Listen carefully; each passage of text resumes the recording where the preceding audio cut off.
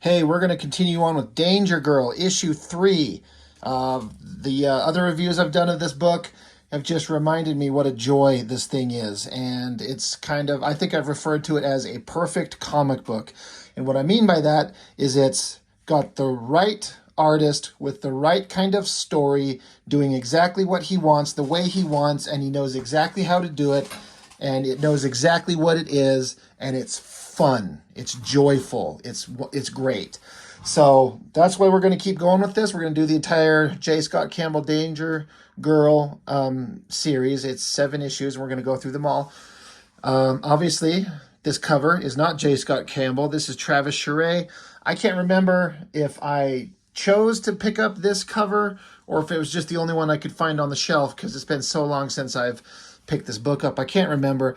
I think it looks good, but it's not as good as J. Scott Campbell's artwork, so I wish it actually was the one that had his artwork for the cover. But that being said, we got tons of beautiful artwork to look at on the inside.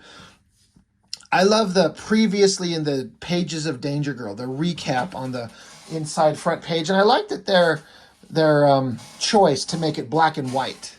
That's kind of interesting, but it sums everything up. The team, they're trying to dig into the mystery that's going on. They run into a James Bond type guy, Johnny Barracuda.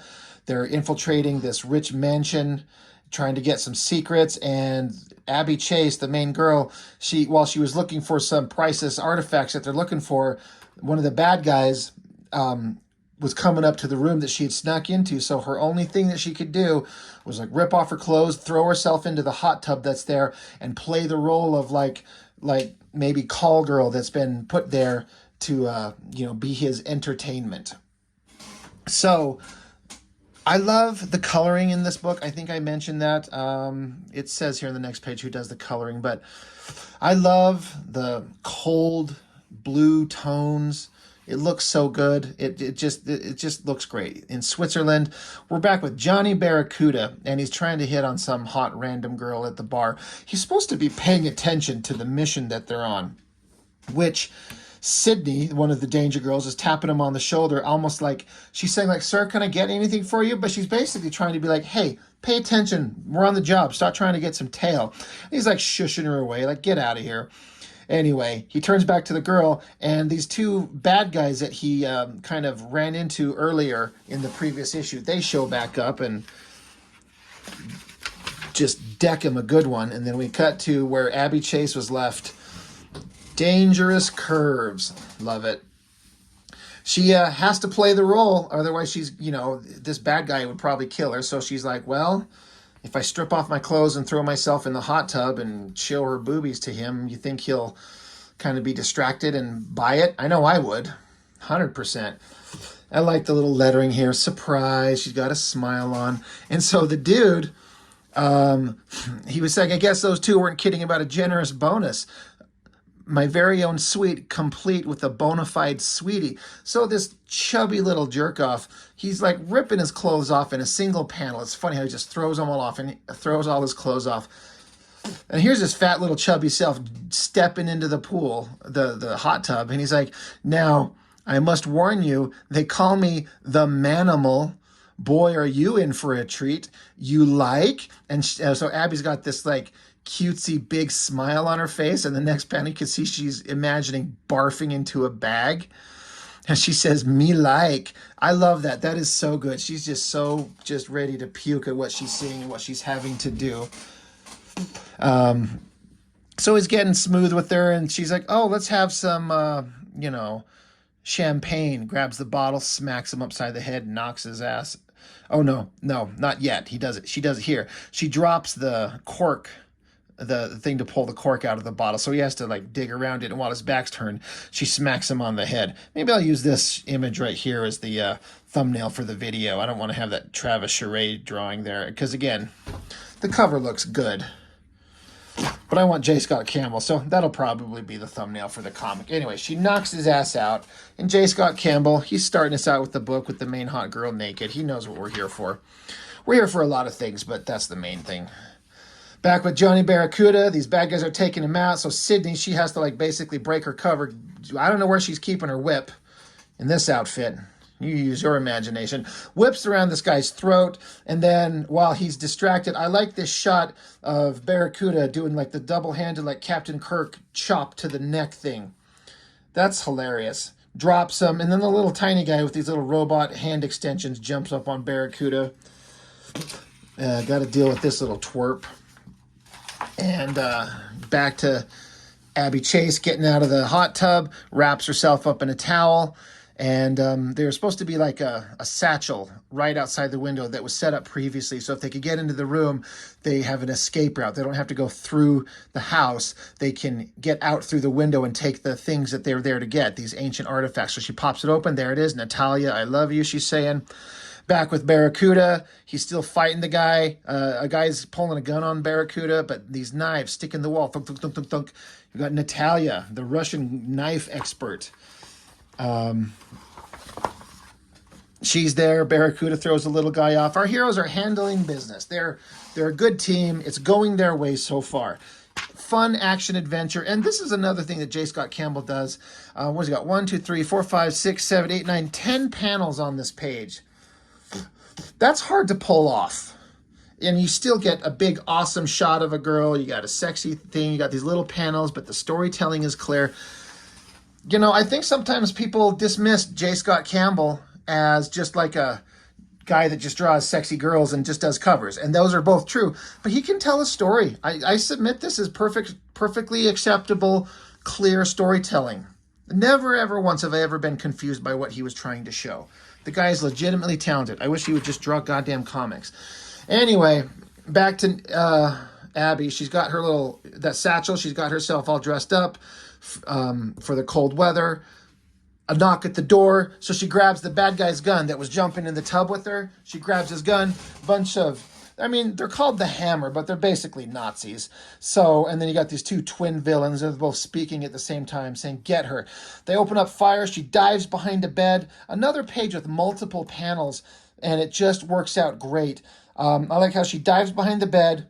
She's kind of trapped for a minute, but there's a mirror on the wall right in front of her, and she can see the reflection of the chandelier above her. So, using her great marksmanship, she points the gun over her head using the vision of the chandelier, shoots the chain holding it, and it drops down on top of all the little Nazis. I like this little thing here. I'm going to bring it up closer to the camera.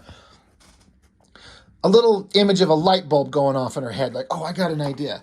So, great storytelling, funny action. I love it. So this is what she was after. We established it in the previous book. It's this big golden ancient shield thing. So she's got it, wrapped it up, dives out the window. There's one of these Nazi soldier guys down below, like lighting up a smoke. He has no idea what's going on. Boom, she lands on him. He's laid out in the snow. I mean, this shit is hilarious. Like, this is funny. It's like a James Bond, but it's like a Charlie's Angels. It's like an Indiana Jones. It's like a G.I. Joe. It's all these things put together. And it's great. Coloring is great. Storytelling is great. Once she flattens the guy, and at that same moment she looks over and boom, Barracuda himself gets thrown through the glass window. His fight's maybe going not as well as he wishes it was. But they both jump on a snowmobile. And she's like, where's everyone else? He's like, don't worry, they can handle themselves. We got to get out of here with the shield. So Barracuda throws a shield on his back. He's like, get out, go, go, go, go. We got to get out of here. They zip off. The Hammer Nazi scum are calling for backup. Everyone's opening fire on them. Again, it just feels so much like a James Bond adventure. The two twin bad guys are making fun of the fat loser bad guy. They're talking about how small of a dick he's got, honestly. Anyway, the Abby and Barracuda are getting away on the snowmobile, zipping down the hill, and they're having a little bit of a conversation. Talking back and forth, and then I love again, I'm talking about the coloring with the snow, but then the headlight on the machine, it all works so well, and it looks so fun and adventurous. And even in the midst of this dangerous moment, Barracuda is just still putting on the charm. He's very egotistical and full of himself. He's a good man. He's a good guy. He's on our team, but he's still trying to charm Abby. And she's like, do you ever listen to yourself? And he says, usually I can only look at myself. The complete Barracuda package is just too overwhelming. So I'm sure that's making her barf again. Loved this page. Loved it then, loved it now. This low angle of them like zipping over like a hill as they, fly down the mountain. And then right behind them are like hammered Nazi scum on skis and Uzis. Like you've seen this in a James Bond movie. You've seen it in that Schwarzenegger movie, True Lies. The movement, the storytelling, the action, I get it. It's so great. I love it so much. It's so fun. Oh my gosh, if I could get a hold of a page, we'd flip it. They're zipping down, unloading with Uzi fire. Now this Barracuda, that shield he's got on his back, is giving a little bit of a protection there. He grabs the gun, opens up fire, shoots back. Great. Again, big panels. Like he was doing all those pages before with like 10 panels per page that we were looking at earlier. But then he can do these ones with just 3 panels. Big, awesome shots, big, fun action adventure. Another funny thing, as they're zipping down the mountain, Barracuda's taking him out. Up on this hill as they go zipping by, here's another hammered Nazi soldier. He's taking a piss in the snow and like writing something. And I can't decipher it. I've never been able to tell what he's writing, if anything. But I think that's funny that he's taking a piss. So he sees this is going on. And so he keeps shooting him down, and the guy who's up on the hill, he jumps down and is able to like physically get his hands on them. Barracuda gives a backhand to the face, and so the bad guy's holding onto the back of the snowmobile. He pulls out like a, I think it's like a flare gun is what it's supposed to be, because Barracuda kicks him in the face, and as he does, the gun points upward and fires, and it shows how the shot that he shoots out comes back down off in this mountain a little bit of ways away. Bunch of snow comes rumbling down from the top of that mountain. Abby's like, I don't hear any more shooting. Barracuda's like, I must have scared them off. And then they're like, well, what's that noise? And then they look, zoom in up in close on them. What the hell is it? Giant, awesomely incredible double page spread of an avalanche chasing them down the mountain. You can see the little trail of how they're coming. And like this is like the greatest perfect use of a double page spread. This is an example of how to do this right. Flying down at them. And again, from a double page spread perspective, often you got this big giant canvas to throw all kinds of cool things on. You could have done a thing where you have the characters big to do a big, awesome, cool picture of them. But Campbell he's smart. We're going to have them small and insignificant in the corner, clear of what's going on, but have the focus of it be just this big, giant avalanche coming down at them. I love it. It's so great. Chasing them, they're like, go, go, go, go, go, go. We got to go. Barracuda's like, step on it, Abby. She's like, this is it. And there's a cliff coming up. Like, that's a cliff. And so Abby's like, well, what should I do? Turn around? Like, they have no option. So I love the cartooniness of their faces. They both start yelling, like they're going to yell shit. But it's just shit as they go off the edge of the thing. The snow blows over it. I love this down angle looking up at the snowmobile. They zip down, smashes down. It's a frozen lake below them. They smash through the ice. And they eventually come up out of the cold water. They're freezing. And I guess luckily for them, there just happens to be a cabin over here. Well, say the cabin. It's like, I guess they knew that it was out there. So I guess you could say that they were going in the direction of it. So it's not such a surprise that it's there.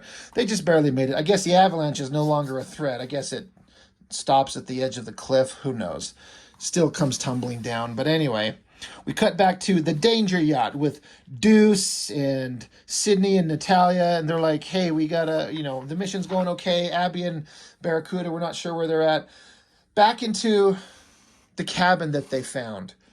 They got out of their cold clothes. They've got a fire started. They're wrapped up in like these, like, they're probably, I don't know, like pellets or something like that.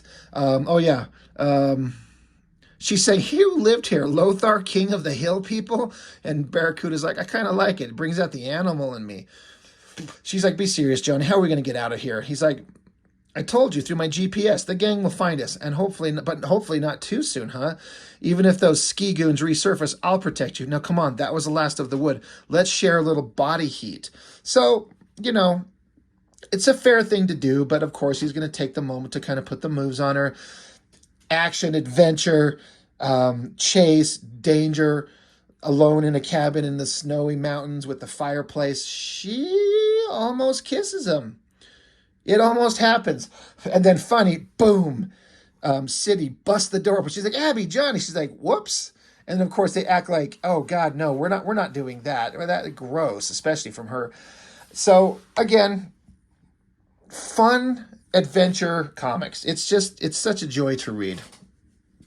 Anyway, but come on, let's get out of here. We got a ride. So we got a big old Hummer out here. Again, I love the way that the coloring is showing all these swirling winds. It looks like a cold, blowy, snowy, wintry mountain. Their hair is blowing in the wind. You got the car here with the headlights on and the snow drifts. Just the setting, it feels cold.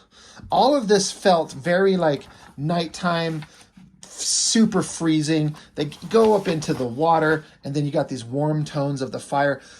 In a way, like you almost feel warm, like you can feel the heat from the fire onto her, sharing the body heat, sharing the moment, back out into the cold. It just works. It completely works. Anyway, they get back in the car. They're making contact with the people back at base.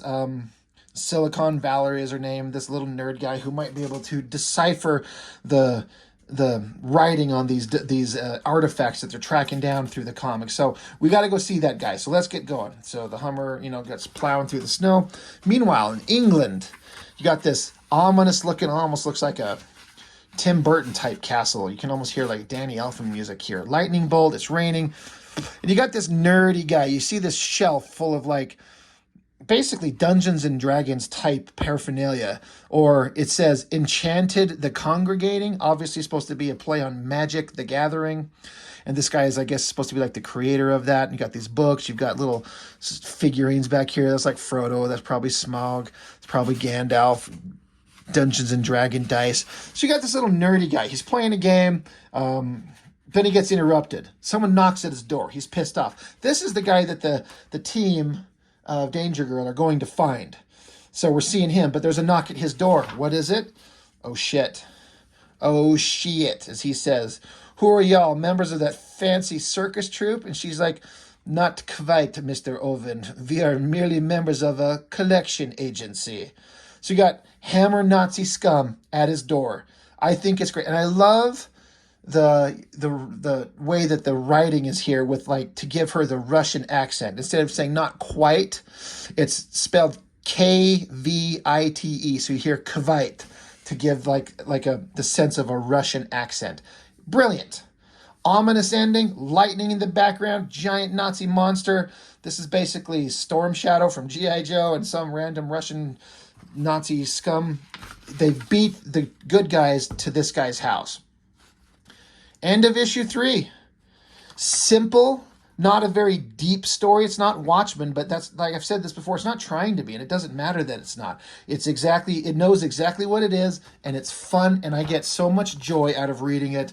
I can't begin to explain how much these books have been one of my favorite reads and rereads over the years. They never disappoint, and it's always just pure joy to read stuff like this.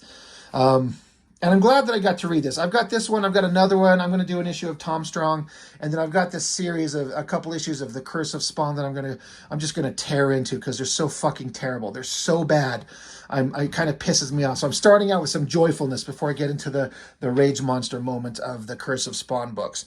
Anyway, I hope you enjoyed this video. I love doing these DangerGirl comics because they're so fun. And I could do them all the time. We're going to just get through them all eventually here. So that's all I've got. Thank you so much for watching, and see you on the next one.